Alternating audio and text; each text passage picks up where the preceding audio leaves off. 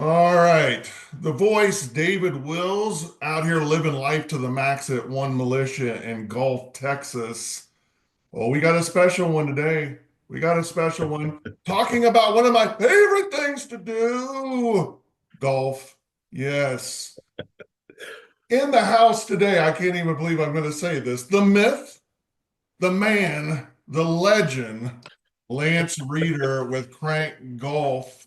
Listen, I've been part of Crank Nation now, and I think I even made that term up, Lance. I'm not, I'm just saying, I'm just going to throw that out. I've been part of You Crank have it. Nation now for over 8 years, and everyone in my family now.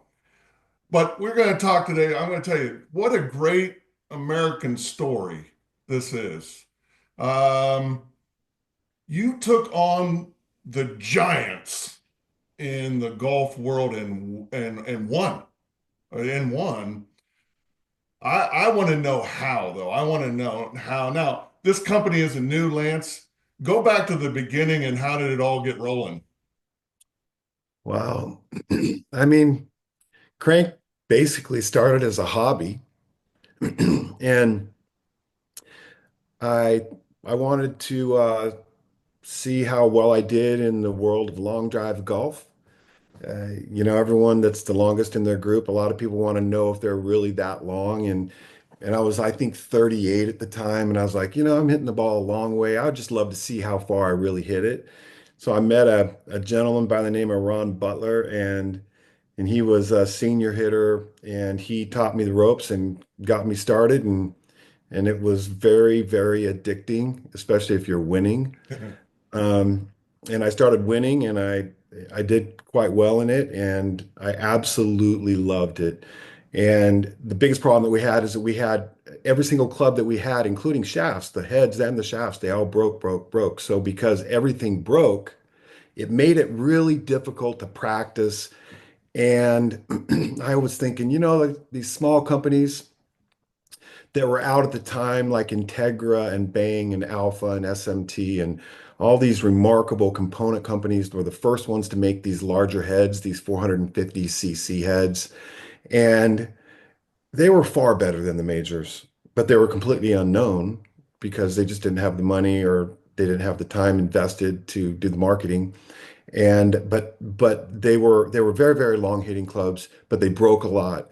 And so one day I was talking to some of these guys and I thought, these small companies that can do it, I would like to give it a go. And let's go figure out a way to make drivers, spend some time traveling. I met a great guy, a good buddy of mine in Malaysia, and we found an incredible factory in China. And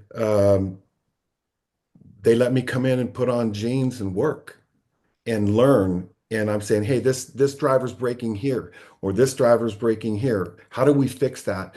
And we just started putting common sense to the manufacturing process, and really dialed in cut face forging, and really dialed in the value of bulge and roll and all the things that we're known for today. And our first full design club was the El Diablo, and that driver came out and it won 5 world championships out of the gate. And so that was the beginning of Crank in designing drivers for the purpose of fixing breakage. And once we fixed breakage, we actually made drivers that were incredibly long hitting. And so part of the breakage, managing breakage, helped us manage body rigidity and deformation at impact and super welding and all the things that we did actually helped the ball go straighter because it came off the face more clean. And because of that, it went faster, the spin rates were better, durability was off the chart. And we really did, in my opinion, the El Diablo at the time was an untouchable driver. It was far better than anything else made. And Yeah, so that's the when you go back to the beginning, I mean, it's 20 some years ago, right? yeah, 22. I mean, when you talk like that, like I went over to, I'm overseas and now I'm working in a factory in China. I'm like, who does that? Like, I like I got to ask you, is it the chicken or the egg? It's one of those. What came first, you had an idea and you thought about the materials, or you got over there with a clean slate and then again, like you said, maybe we started trying to like where did you think that was going to go in China? It was really interesting because I had already had a ton of experience hitting the clubs. You know, if you while you're hitting and you're breaking and you're really struggling to manage the cost of doing this and you love doing what you're doing and you learn a lot from breaking stuff. And I cut stuff open. I would cut open. I'd say, why does this break here? How do they make this? It was just intriguing to me. Like I'm not an engineer, but I'm not stupid. And so it's kind of like, wow, that weld's breaking, but that looks like a really narrow little teeny bead of weld. I mean, I wonder what would happen if they triple welded that.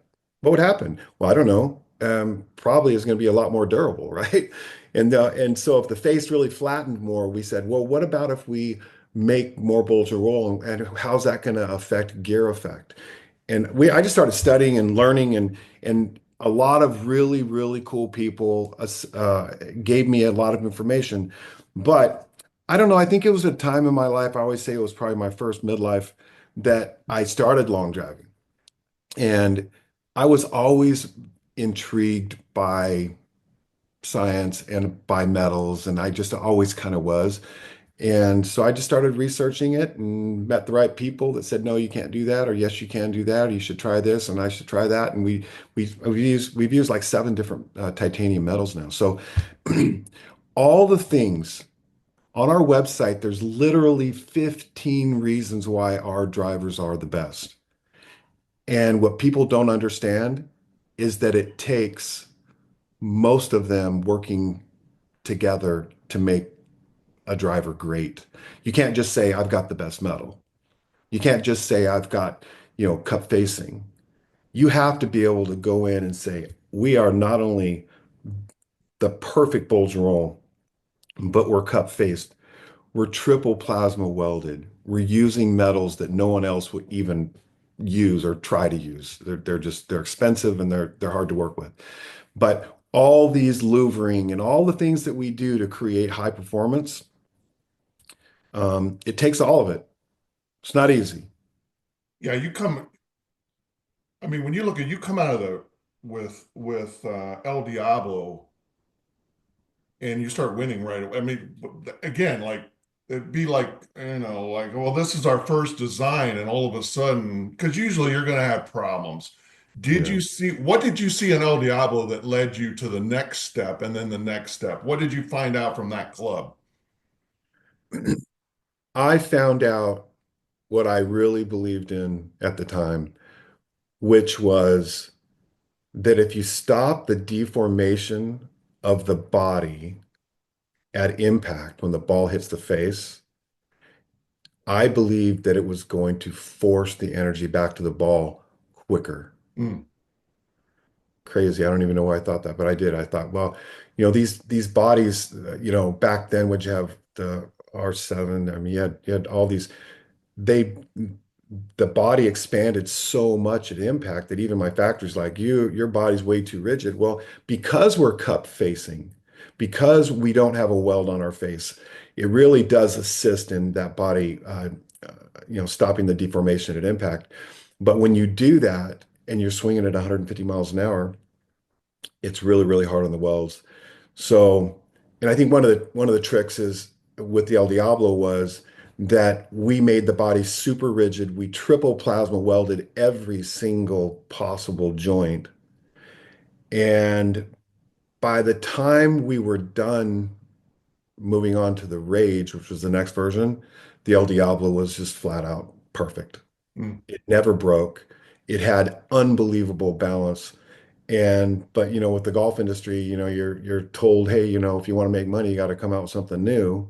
And so we came out with the Rage, and we took a lot of what we learned from the El Diablo and refined it and made the Rage even more durable and even more rigid. So I think the biggest thing that I learned from the El Diablo was that the body rigidity and energy transfer concept was immediate. It was like, from the previous driver, I'll never forget.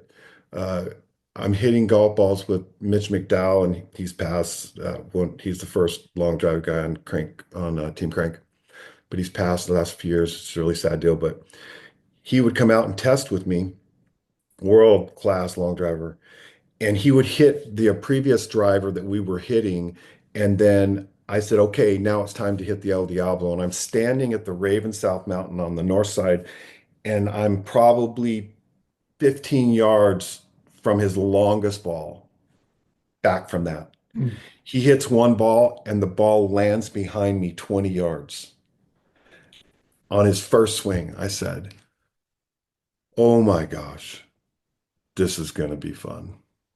And Yeah, how that's do you go? Okay, so you said a hobby, it's a hobby. Mhm. Probably maybe just creating something that you can use, like you just said, to win, hit further. You got a niche, which is these long drive folks. Right. And of course, you know, you've won, I don't know, two or three world championships now. What is it? 36, actually. Crazy. Yeah, I mean, out of how many? I mean, that's just a crazy number. But where was the transition? Okay, I'm doing this as a hobby. I'm doing this for this niche group, which is how many, what is it, two, 300 of these world long drive folks out there. How do you go from that, which I want to really get into golf, the world of golf, the average everyday golfer. Where did that go? Where did that come in? Well, from the beginning, what people didn't realize was from the beginning we did make the normal drivers too, even like in the El Diablo, we had 9 degree, we had 7.5, we had 10.5, we had 12, but we always made two, it's kind of like before we really knew what was going on, we knew we wanted long drive clubs in the 3, 4, 5, 6 range, but we also wanted the higher lofted ones so we could sell it to people because you're never going to make enough money off 200 long drivers. And so we've always sold a remarkable regular golf playing driver. So we had the long drive version, which was lower lofted and usually a little thicker face, barely thicker, but a little more curve in the face called bulge and roll. And then we would drop the bulge and roll just a little bit and thin the face just a little bit because golfers aren't swinging like long drivers. And so it was not like, and I knew what the bulge and roll was of the majors, which was always way flatter than us. And I really did believe that more curve in the face helped better gear effect, even at slower swing speeds, which we can get into later. But I can tell you that that was what we made. So we always had a regular playing driver. We were never given great credit for it, even though from the beginning they were incredibly great drivers for regular golfers. How you were known as the Laurel Long, you were known as a long drive. Right? Right. Um, wa- was it frustrating to you? Like maybe it's the word's not getting out, like the average golfer would not look at Crank. Right. Yeah, I mean, was that frustrating? And did you it maybe like, hey, we got to do something different to get to those normal golfers? I think it was the most frustrating thing of all. That even though we had win, I always thought, if I win a few World Long Drive Championships, who wouldn't want to hit the longest hitting driver? It's gonna be an awesome movement into the golf industry. But it didn't work that way. Golfers don't consider long drivers golfers. And even though they're winning World Long Drive, I often wondered, I'd say, these guys aren't hitting hockey sticks, they're hitting drivers. you know, and they were like, but people just didn't see it that way, especially in the early days when the shafts were so long. They just didn't get, there just were so few golfers that could actually hit the ball that far that it was just such a freak group of 200 guys or 50 guys. It's just how many guys swing above 140? I mean, there's very few. And so, um, it was frustrating in the sense that we never got traction on that. And little by little by little, remember 22 years of grinding out another version, fixing and tweaking and getting a little more press for it. It was a very difficult journey. It was the hardest thing about it was that golfers were not accepting us because they get so caught up in the majors that that's what they buy. And how could a small company like us actually outproduce a product that the majors have millions and millions of dollars in R&D in? But yet when they showed up to World Long Drive, we'd kill them. It just there was no they weren't equating that to that. So, but little by little, we did make progress. And our biggest move really was 7 years ago when we decided to make multiple face thicknesses to make it fair for all swing speeds. How does that light go off in your head? Like, I mean, did the factory say something like, "Hey, we could do this," or again, you're trying to attract the everyday golfer, maybe even seniors, women. Like, what light went off, and you're like, "Hey, I got a great idea." I think it's really interesting. There's so much thinking that goes on over 22 years, over all this time, my golf face. But I got all these buddies that are all getting older and they're losing crazy amount of yardage. These guys are like, man, 5 years ago I was hitting at 290 and now I'm hitting at 220. I go, how much speed have you lost? I've lost 8 miles an hour. I've that doesn't equate. It's not 10 yards per mile an hour swing speed loss. They're just, and I was always kind of like freaked out about it. I was like, why are they losing so much distance? And really, it was they're losing their spring effect on the face. Like a persimmon wood has no spring effect, right? So with titanium, we have the potential of spring effect, but not if the face is too thick. And so the study, that was the beginning of it going, well, I wonder what happens if I take my normal playing driver and I make the face a little thinner. We have the most durable metal in the world. Nobody's even close to us, right? I mean, World Long Drive forced us to become incredible at making drivers that could handle anything, all the top speeds, right? So I said, let's go thin this thing down. So I called my factory and I said, hey, I want you to make me 3 different face thicknesses and let's see which one works really well for my buddies that swing 90 miles an hour. And they said, sure, they'll break. They'll probably break. They're going too thin. That's the whole thing. I said, send them anyway. So they sent them over here and we started testing. And to a person, they were 25 to 35 yards longer Wow.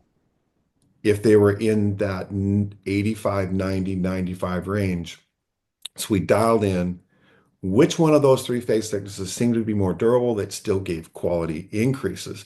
And we called it high core. The high core wasn't new because you can buy high core drivers around the world. I mean, in Japan, they can cost twice as much money if you want a high core driver. But the simple truth was we were super durable. And we learned and learned and learned. It was the Formula 7X. And it was so impressive that I charged $100 more for it for two reasons. Number one, in the US, high core was considered cheap. In Japan, it's considered elite. Mm. And so I said, it doesn't cost me $1 more to make these. I'm going to charge $100 more just so I can get everybody's attention that they're not cheap. And we put them out and we sold a ton of them. And they were $100 more. If you didn't want to buy it, that's fine. But if you want that extra yardage, so it worked. And then we came out with the Formula Double X Extreme and so forth. And I stopped charging more for it. And I said, no, we've learned a lot. We've learned a lot. Now we know that slower swing speeds are hitting thick face drivers that aren't rated for them. It's time to make sure all these swing speeds have the proper spring effect. I call it fair spring effect. It's not really high core. It's really just fair spring effect.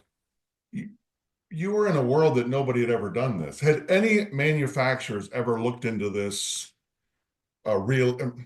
real time, meaning, okay, this is something they were serious about doing? Because No. is it frustrating again, talking about frustration, every year these manufacturers come out with and they're like, oh, this is it, that we changed this, you're going to get this. What did they actually change? Or even like, hey, this is geared toward the slower swing speeds. And you're sitting around like, what? What did you change? I think it's remarkable how difficult it is to make substantive change because everyone's so used to doing what they're doing. But when you're put up against, when you're trying to raise a family and make money, and you're trying to build a business and you're trying to be successful, and you're in an industry as difficult as golf, manufacturing, you're going to get creative. And we got really creative because I realized that there were things going on that everybody else was missing. Well, guess what? There was my angle. I knew that if I could take a guy that swings 85 miles an hour and give him 30 more yards, not just say I'm giving it to him like all the majors have said for 1,000 years, actually give it to him. What happens if I take a woman that's 80 years old that swings 60 miles an hour and I can take her from 100 to 140 yards? What does that mean? How can I make an impact in the game? And the biggest impact we have ever made is making those two thinner face drivers because that increases the joy of the game. And it is 100% fair, period. And so that really, my enjoyment with Crank grew exponentially with multiple face thickness, far more enjoyable than even World Long Drive was for me. Yeah, when I, I would maybe say you're changing people's lives. Is that too bold? But I mean, when you look at like the passion of the sport, Yeah. some people play golf two, three, four times a week, especially seniors. Yeah. And you just added 20, 30, 40 yards to their game off the tee box. I mean, I don't if you don't like you did that. Like wait, before you get to that, when you started doing this, how did other manufacturers look at you? They're like, look at this guy, this is dumb. You know what I mean? We've been doing it this way for years. What's he got? Why's he got to come in and throw a wrench into it? Like, what kind of feedback were you getting from the other manufacturers? Oh my gosh. I mean, I'll make a quick story here. We have the most rigid body in the entire world. I'm super proud of it. I know part of the reason that we are successful with our drivers is we are the most efficient energy transfer back to the ball. We are quicker, faster, uh, with less spin and less deformation of the body than any driver in the world. And I remember the 2013 World Long Drive Championship. Um, we're sitting there the night before. You got Tim Burke and Joe Miller and Jamie Sadlowski and um, Tyler Kellett. These are the top 8 guys, and they're standing on this platform. They're hitting into the infield at the raceway in Yeah. Vegas, and they all had 20 minutes to hit. And we're sitting there with Callaway. It's Callaway and Crank, and Jamie Sadlowski gets up. He has 20 minutes. He his longest ball is like 397, and Joe Miller's longest ball is like 398. Tim Burke's first ball goes 430. And Joe Miller and Sadlowski were hitting Callaway, and Tim was, of course, hitting Crank. And his shortest ball in the entire 20 minutes was like 415, and he had some 440s. And Joe Miller's sitting next to me with all the Callaway guys, and he says, Joe goes, if he hits a ball in, we're all losing. And I said, yeah. He said, but why is it that his balls are going 30 to 40 yards longer than ours, and we have the exact same swing speed? And I said, because my energy transfer back to the ball is so much better than the Callaway head. I don't deform at impact. When the ball hits the face of a crank, it forces it back to the ball Mm. super quick, right? And so we have no body deformation. Well, the Callaway guy goes, well, why is that? I said, because we're fully cupped. There's no way that the body can. And look at my rigidity. Look how much, even on my older versions, all the louvering that stops that deformation. Well, 9 months later, Callaway comes out with, what's the purpose of jailbreak? Stop body deformation. Mm. Their articles were straight ripoffs from my articles. It was completely crazy, right? Has any other company done anything to stop body deformation? TaylorMade didn't do it. Ping didn't do it. Cobra didn't do it. Only Callaway did it because they saw the value of it sitting there. And we did win that world championship. And Tim Burke did hit one good ball, but that no one was going to catch, right? And he won the world championship. But they saw that was the value of body deformation and energy transfer back to the ball, and that's why they created jailbreak, You got period. to make like, were you smiling and kind of like, because what copying is the greatest form of flattery, whatever the old saying is. You kind of get a smile on your face. I Of mean, this is course, a massive company. I think it's incredible because there's no question they did that because of Crank. And they did it because of that conversation. And they did it because of that 20-minute period. They saw the value of having proper energy transfer.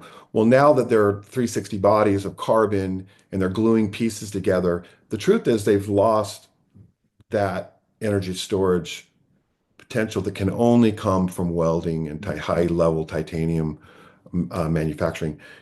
But again, it's not that they make bad drivers. It's just that it's a lot easier to glue together pieces than to weld pieces.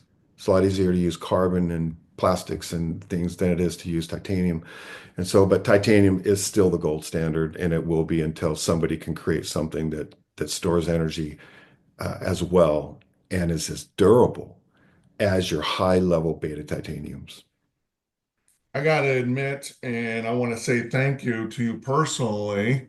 My wife is a champion runner, co-founder of the militia, and champion state champion runner for but she used to always say like golf is not a sport. It's like golf, that's dumb. And I've been a scratch golfer my entire life. I just find it the whole game is fascinating. But I invited her to come out with me. I'm like, hey, I'm gonna go get hit some balls. Come with me. And I had a double X with me, and I'm like, here, just go up there and hit this ball. Lance, I'm not joking. Never hit a golf ball in her life, and she hit it 200 plus straight down the fairway, and it was she was hooked. And I'm going to tell you something. Her middle game sucks. Her short game putting's getting better. She cannot wait to get that crank in her hand in the tee box and just let it go. And so, do you get that kind of response from people, like especially maybe women and seniors with the slower speed that maybe stopped using a driver, period? And why Yeah, would they stop using a driver, like you said? I do. It's been really some of the most rewarding times of Crank is helping the people that need yardage the most. I mean, is that's really what we do now. I mean, is our normal face thickness driver, the Pro, the Fire Pro, is it special? It's special. It's crazy long hitting for every swing speed, but it's still not perfect for slower swing speeds. What makes a driver perfect is that they can generate the spring effect from the face at the swing speeds that they're using. That's how fast they swing. And so, like in face thickness world, most of the majors, pretty much all the majors are like 3.8 to 4 millimeter thick faces for their norm. That's their driver. That's what they make. Our Pro, which is our conforming driver, a Fire Pro is 2.7 millimeters. Wow. So we're both conforming. How is that? How are we conforming? And they're conforming, but we're way thinner.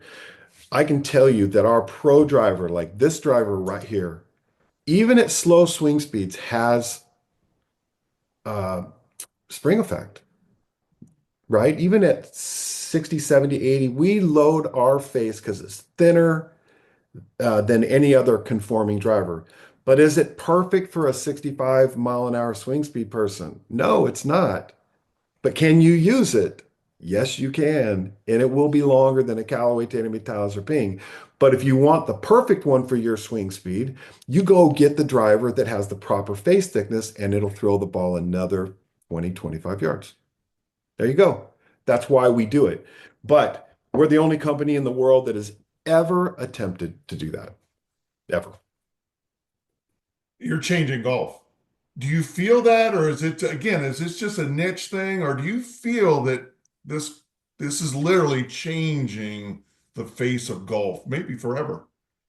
I think it has changed golf, and I think inevitably we have to address the fact that we're forcing slower swing speed golfers to hit super thick faces, and we don't force them to hit an extra stiff shaft, but we force them to hit an extra stiff face, and that needs to change. Let's match the shaft flex to the face flex to the ball flex. Let's give them the proper equipment, and when we do that, they enjoy the game more. And it's like you mentioned earlier, you know, we are changing the game and we need to change the game. And I own a golf company. I'm a golf club manufacturer, which is completely crazy to even think about. But if I'm going to do this for the rest of my life, I want to make an impact for the betterment of golf or the world or whatever.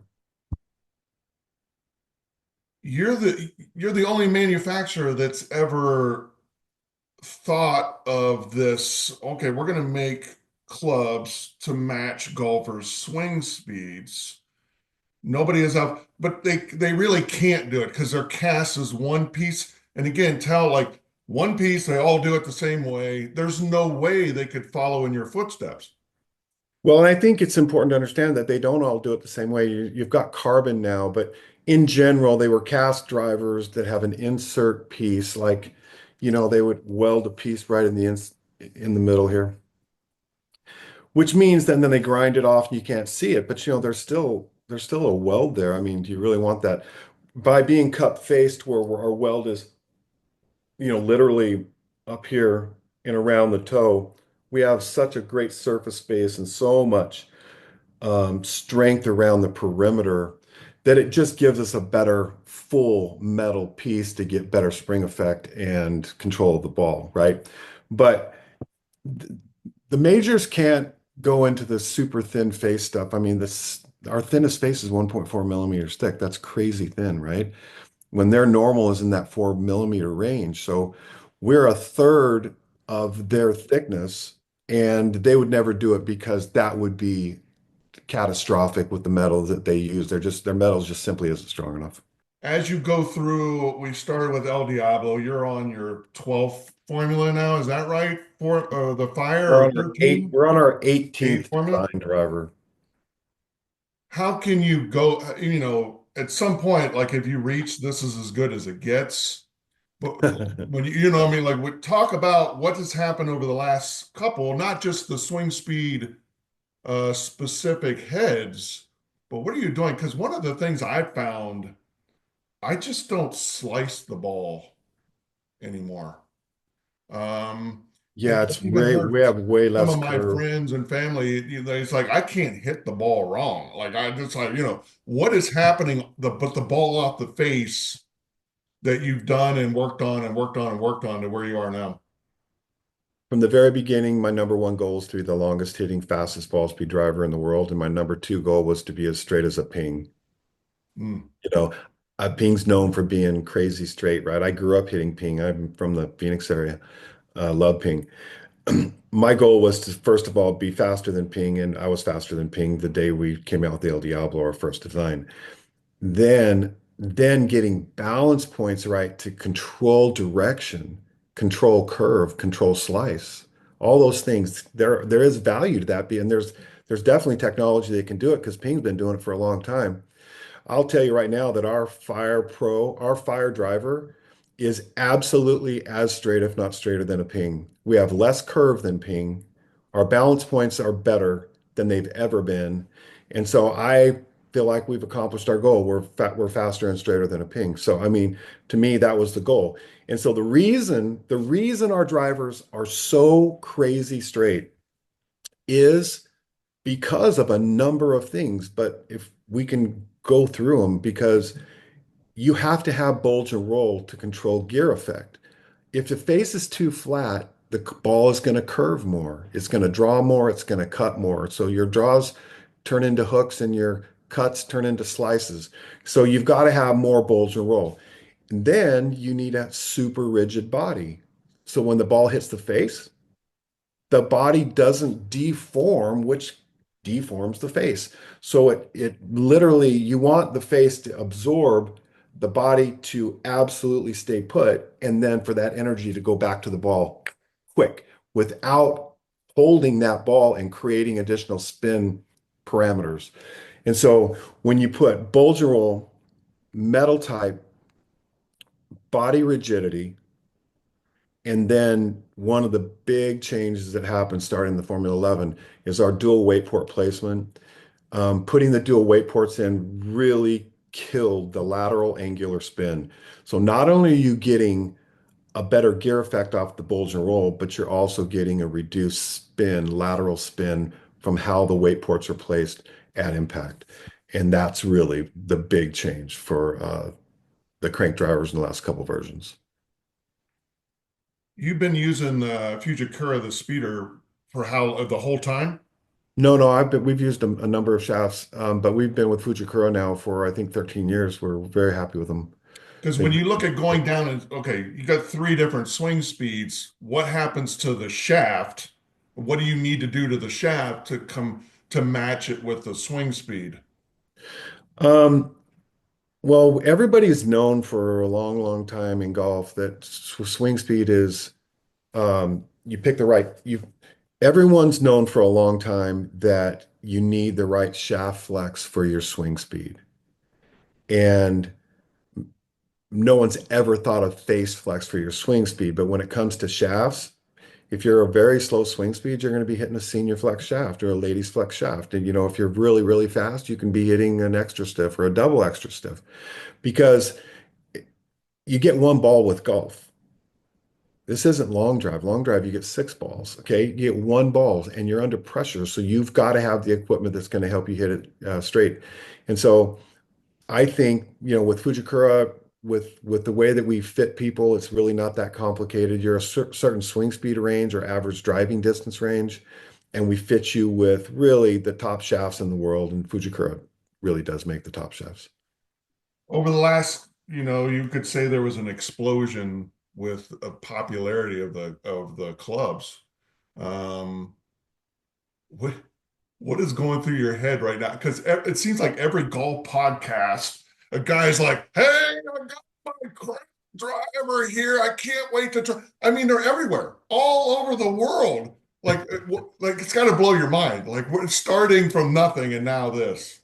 Yeah, it's been great. I mean, 22 years is hard to get your head around in a single thought. We've paid a big price to get here. It's a big part of my life. It's my passion. I've become very good at design. I know what it is. I know what works and I know what doesn't. And people think, well, how do you make the next best? What are you going to do next? Every single driver we create, we learn a lot about that driver over time. We find the weak spots in it. We find the weld issues. We find the spin rates or the balance points, kind of thing. And so when we come out with a new driver, we absolutely know it's better because we fix the little one, two, three, four, five things that are just kind of weird, like, oh, okay, and we tweak and fix those. So when we come out with something, it is always better, always, because we learn from the the drivers that we create and people hitting them, especially think about long drive that exposes everything because we're the only company in the world that was designed and developed at the level of speed and damage that's caused by long drive. So when people say, "Well, how do you know what? How do you know more than Callaway or Tatum Metado Spring?"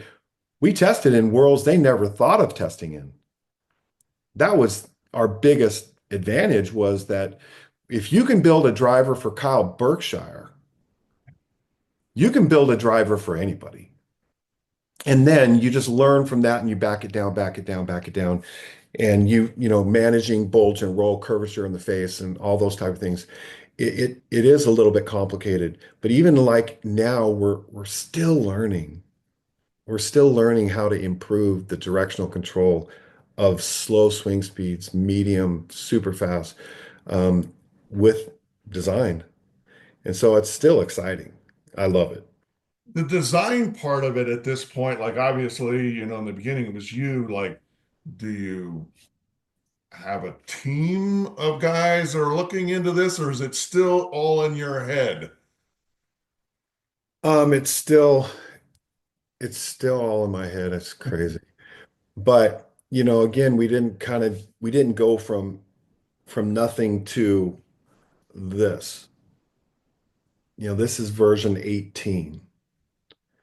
So all the little tweaks and changes and all the metal changes and weld changes and everything in design and louvering and all the stuff, weight placements and adapters and all that, that's all taken over 22 years. So I would hate to try to do it again, but we're at a very special place right now, and when we design new stuff, it's not like we're starting over. We will never do that.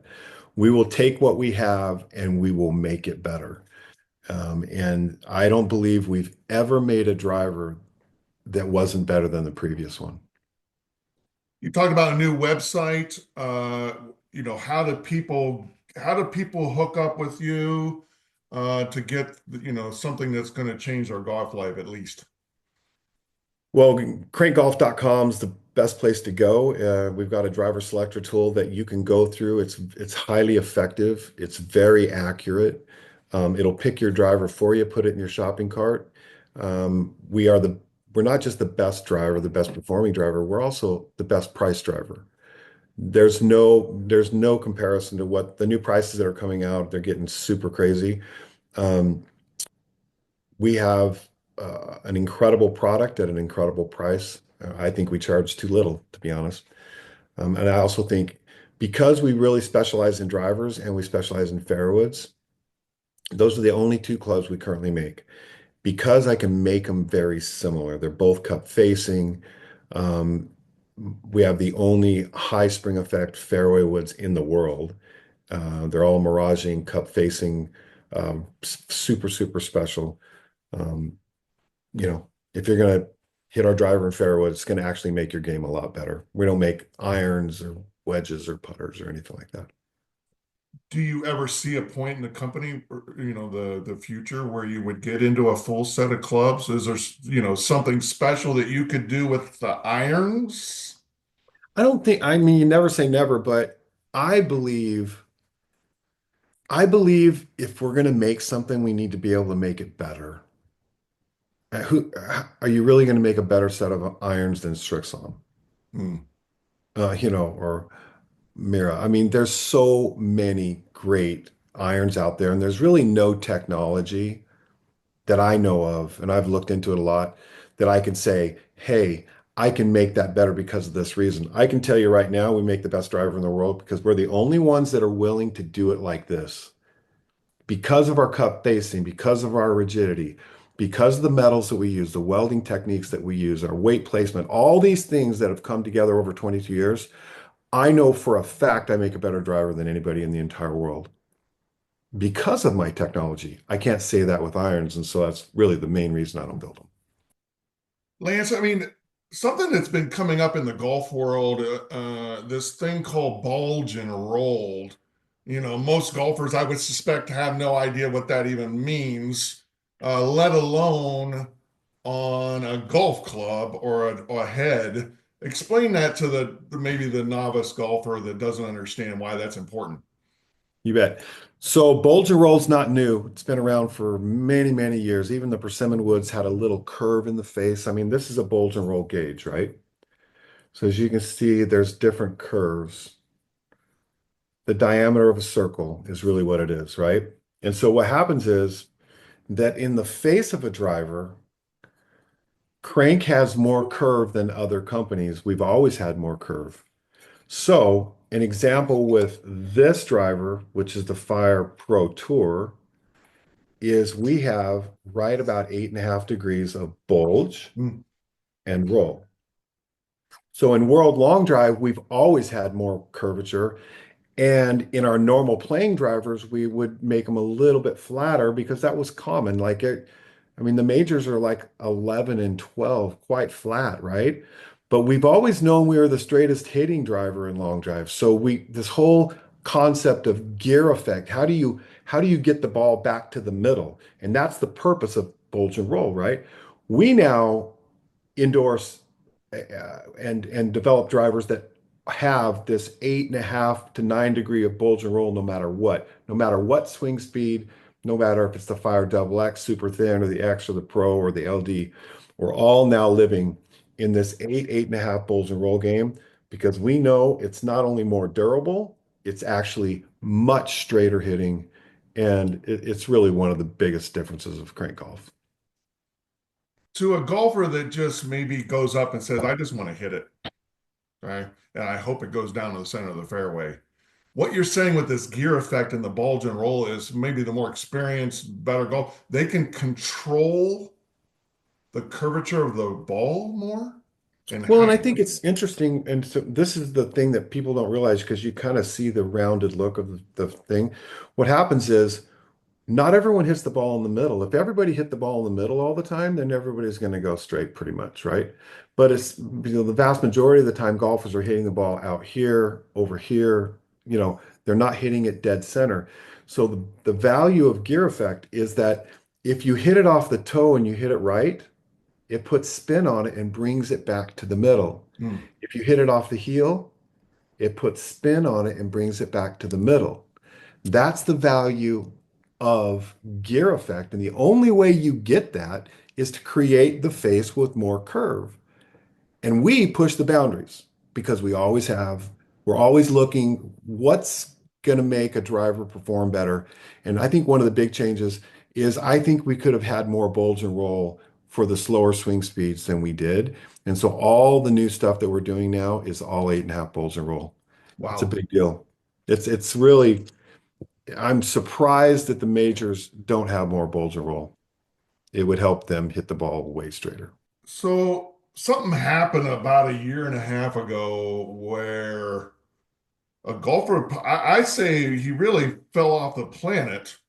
Um, and something happened with him, and you could tell the whole story, but using the club for the first time in a weekend, like never hit the club before. And not only does he go out and win that, he gets the lowest scores in golf and set the entire world on fire. Like, and Crazy. we're talking obviously about a guy named Bryson DeChambeau, who, Lance, I'll just say this before you tell the whole story. He has said, because he was asked, what changed your life? He was nowhere. And he says, when I picked up Crank at Greenbrier, when I picked up Crank at Greenbrier, Yeah. and clearly it's changed the guy's life. But how did all that come to be, and where is that going with Bryson?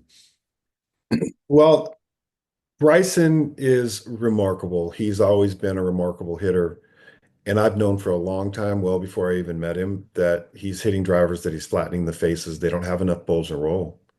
They don't have enough curvature in the face. They don't have enough gear effect, and they don't have enough durability. And one day I get a phone call, and I thought, oh man, I'd just love to get Bryson in my clubs, but I didn't know him.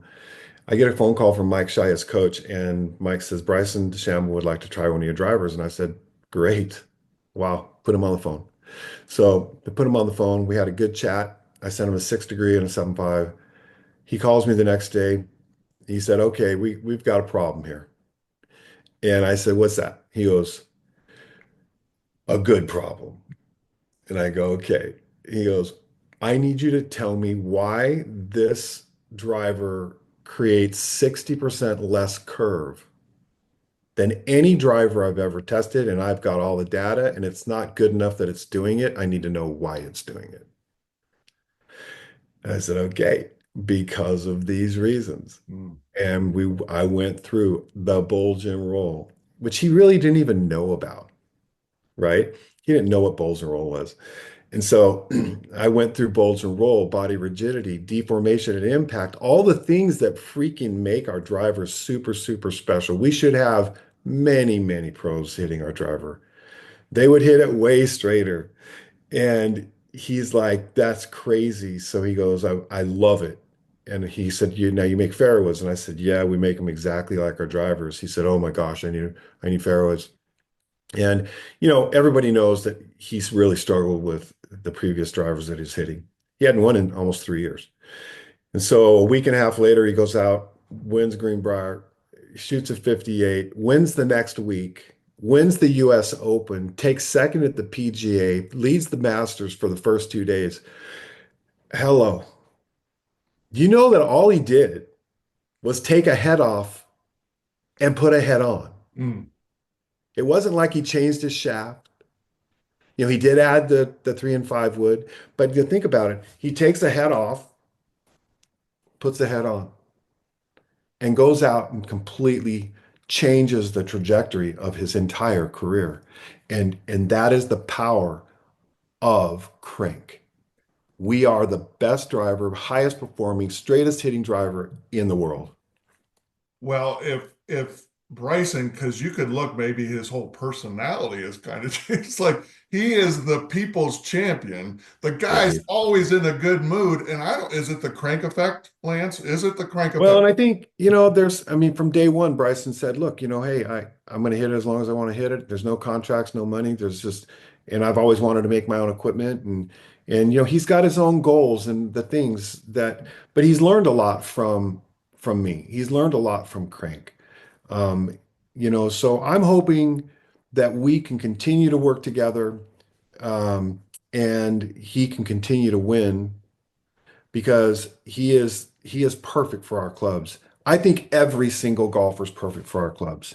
But I can tell you that the engineering that we have put together from 22 years of learning from the most difficult people to fit in the world, long drivers, that we have a driver in Fairwoods that really do change the way people golf for the better, no question. So talking about the future of the company and the product, is there some new stuff that you got coming out that could change golfers' lives even more? Yeah, we've decided to develop a mini driver, which this is the Fire Mini Driver. It's really quite remarkable. Um, it allows for people that really want to get into the smaller faces that clearly bigger than a fairway would, but smaller than a full driver. Right. Considerably. Wow. They come out in 11 and a half degrees. It's fully adjustable, it's fully cup faced, and it's full titanium. It's exactly like the driver, but you can hit this off the deck. It has a really great lower leading edge that picks quite well. You can put it on a tee. It just gives you another option. This will hit longer than a 3 wood, right? And so people that are like saying, okay, I'm still like further away from the par fives than I want with a fairwood. This gives them that option to reach that green which they couldn't do with a fairwood because this does hit longer than a 3 wood. Same technology as the driver, the bulge and roll, obviously. Same exact technology. Matter of fact, it's identical in manufacturing style and material to the driver, just smaller. It's pretty cool. Nice. That's I a love good looking club. Anything else? Anything else? Was that an exclusive, Lance? Is that an exclusive here at the militia? that was exclusive. And then I can do this other one too, really quick. I would love to show you this little baby. This is our new 2 wood. Wow. Now, a lot of people know that Bryson hits our 9 or 10 degree, he calls 3 wood, and our 12 degree, he calls 5 wood. Okay. Yeah. Which not everyone calls him that, but he does. But this is a true 2 wood.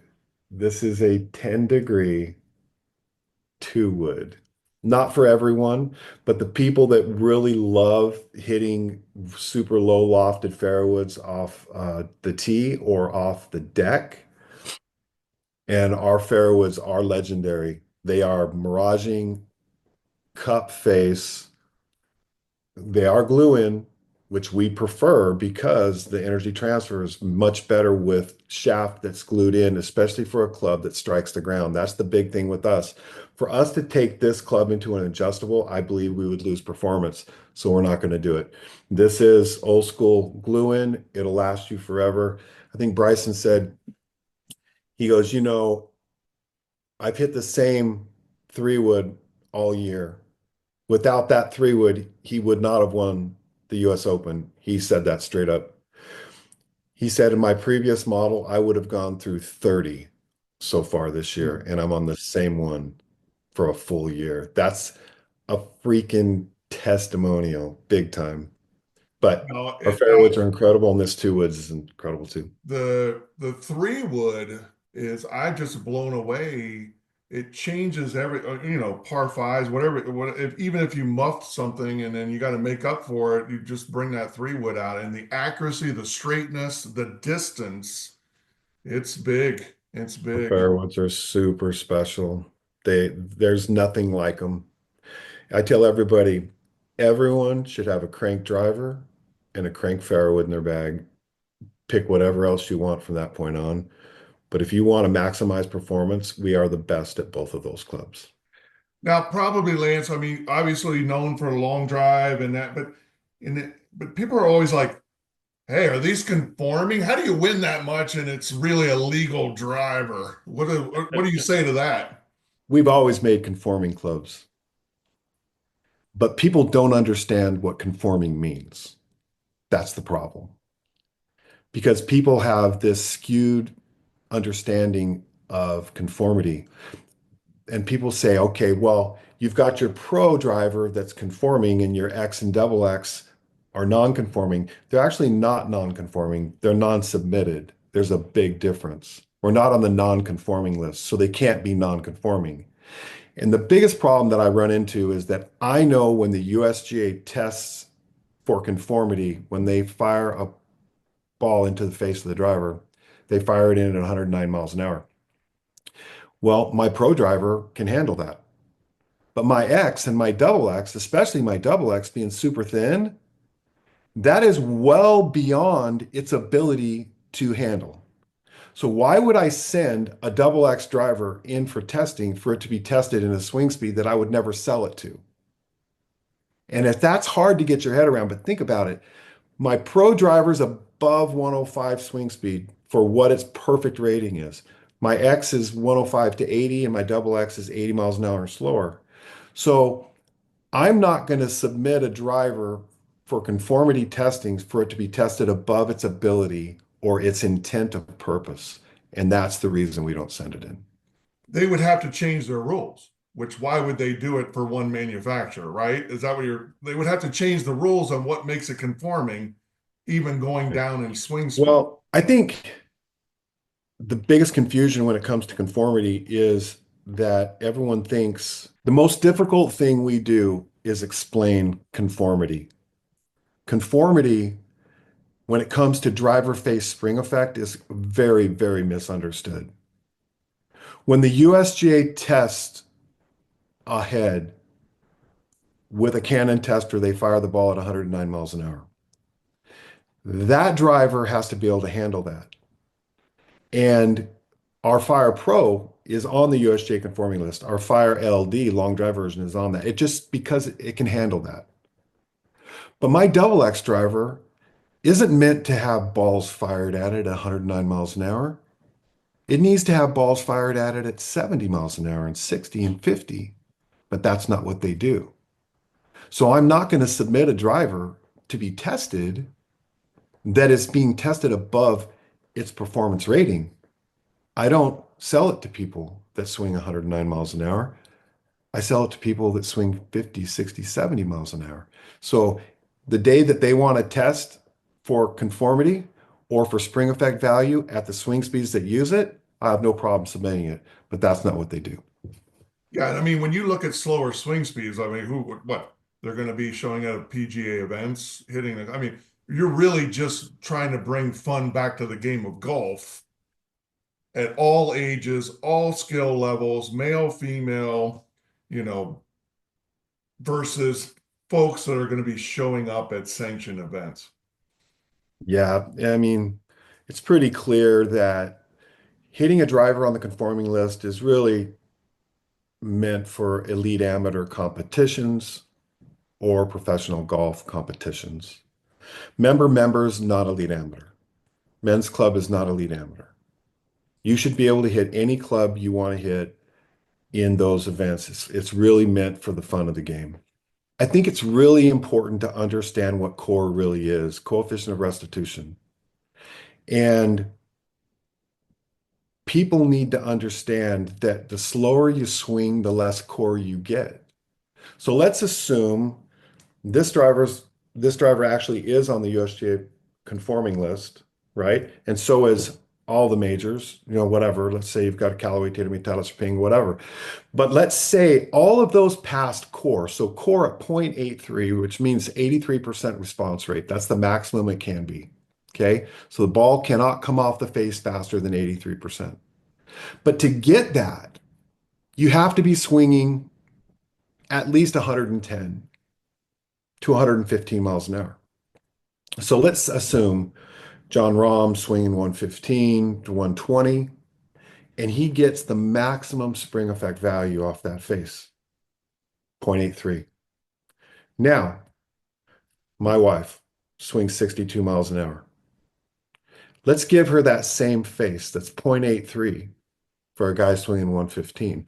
She swings 62. What's her response rate off that face? Certainly not 0.83. It's probably zero point 0.1, maybe zero point 0.2. Well, why is that fair for her?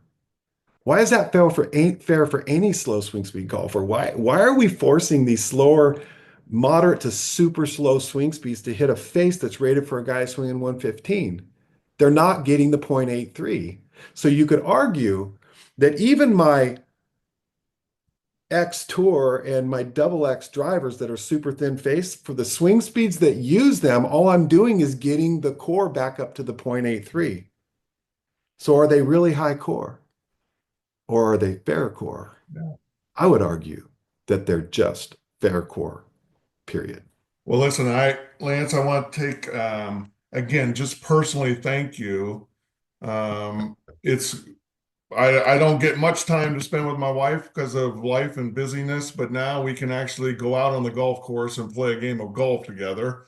And it was because of Crank Golf, and she even watches it on TV. For God's sake, what is happening with this woman? I don't know. But want to thank you, Lance, for taking some time coming over speaking to the militia.